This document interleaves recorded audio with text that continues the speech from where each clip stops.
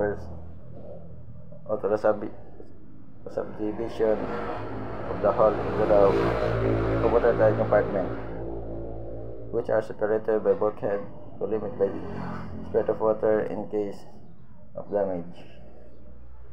This is a significant effect on watertight integrity, which is the ability of the ship's structure to prevent water ingress and egress between compartments. Effective compartment achieved through properly designed and maintaining bulkhead and other watertight closures help to maintain the vessel's stability and seaworthiness even with partial flooding. How compartmentation affects watertight integrity. The primary purpose of watertight compartments is to continue flooding to the damaged area, preventing it from spreading throughout the ship and potentially causing the vessel to capsize. Maintaining stability. By isolating flooding compartments, compartmentation helps to maintain the ship's overall stability and trim, even with partial flooding. Structural strength. Bulkhead, which from the compartment, also contribute to the overall structure strength of the ship, making it more resilient to the stresses of the sea. Safety enhancement. Compartmentation is crucial safety features, allowing for isolation of damage, providing more time and an opportunity for emergency response. Detection of failures. The watertight integrity of the ship is crucial for its safety, and proper compartmentation allow for faster detection of any failures in the system.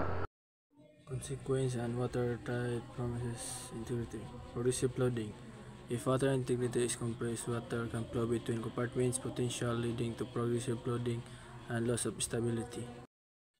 Loss of buoyancy and stability. Flooding can reduce a ship's buoyancy and cause release of terrain excessive, potentially leading to sinking. Damage to equipment and cargo. Water egress can damage electrical system, cargo, and other equipment, potentially leading to significant economic losses.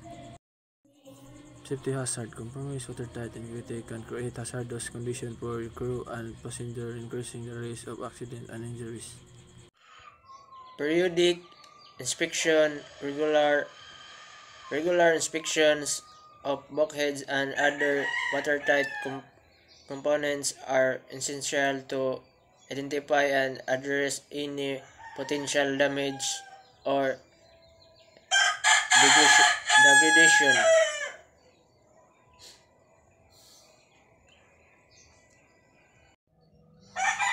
Factors affecting watertight integrity. Bulkhead design and maintenance. Watertight bulkheads must be properly designed, installed, and maintained to prevent liquid and water ingress. Openings and penetrations. Openings for pieces, cables, and other equipment must be properly sealed to maintain watertight integrity.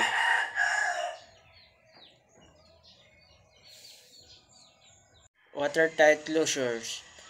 Door, boards, and other openings that penetrate the bulkhead must be watertight and readily operable to isolate compartments during emergencies.